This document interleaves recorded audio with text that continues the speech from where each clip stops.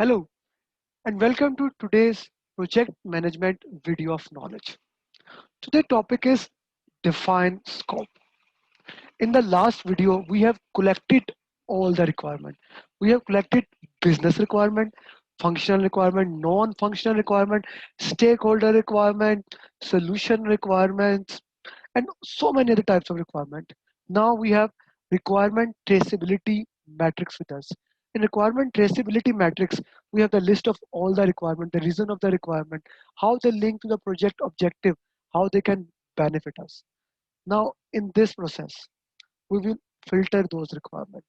We will check our business document, we will check our project charter, we'll check all those documents and we will see whether these all things come under that or not.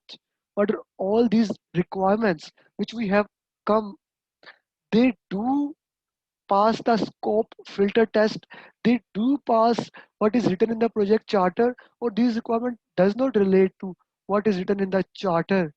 These requirement does not includes in business case, benefit management plan, maybe special requirement of stakeholders that are required to do in the project.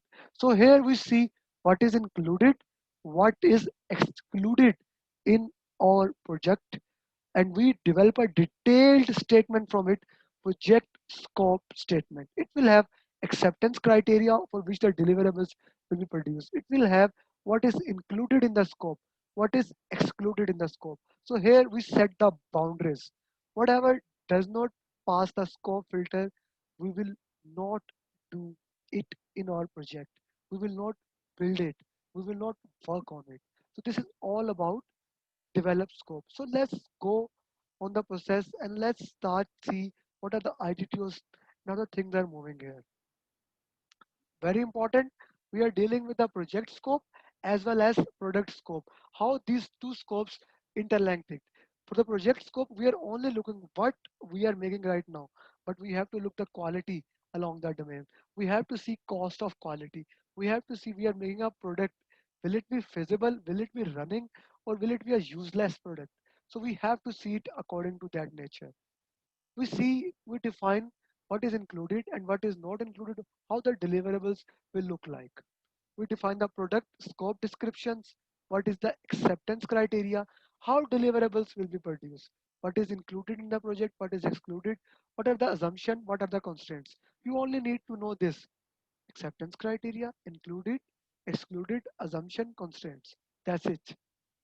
So how you are starting with the scope, it consists of all those things, and it will become one of the major part in scope baseline.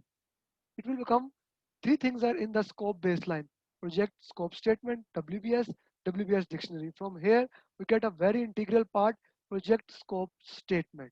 So we see project scope and product scope, what is included, what is not included. These are the ITTOs. Very important ITTOs to see is product analysis. We are checking what to produce. Maybe we have a product vision, what we are going to produce, and we look back what we are producing today, how this all are interlinked.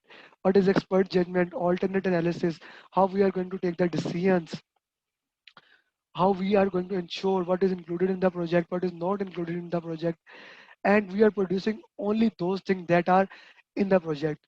We are going to have an unambiguous scope. Scope has to be clear.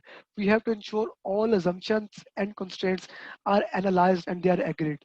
How to improve the cost, accuracy, time helps in future, so that when we give assignment to any resource, what requirement, what assignment we are going to give them. So these are the ITTOs. We already know the inputs, we know the tools and technique, and we know the output. We know input very well. I'm not going to go through it. Expert judgment we have been using a lot. Data analysis, we have more than one option, what to do, what not to do. Then decision making, unanimity, majority, plurality, or multi-criteria matrix will be utilized. Product analysis, very important tool for this process. We see your product, we break down the product, we check the system analysis, we do requirement analysis, system engineering, we optimize the complete process to value engineering. Then we see what value does the customer need, the the thing what lean talks about: remove the non value added task and give only the value added task at the minimum cost to product. Then we get a project scope statement. We have detailed product scope description, detailed deliverables, acceptance criteria, what is included in the project, what is not included in the project, what are the construction constraints for the projects, constraints are the limitation that are posed on us by the project, what are the assumptions, all these things are included in project scope statement. Now, very important point. Most of the students confuse project scope statement with the project charter. Remember, project charter is high level, project scope statement is detailed. This is the major difference. All other things are there, but this is the major difference. I hope this video will add value to your PMP exam. I hope this video will help you further defining the scope. Thank you very much for watching the video. And as always, if you have any question, feel free to call me or message me anytime. Bye bye.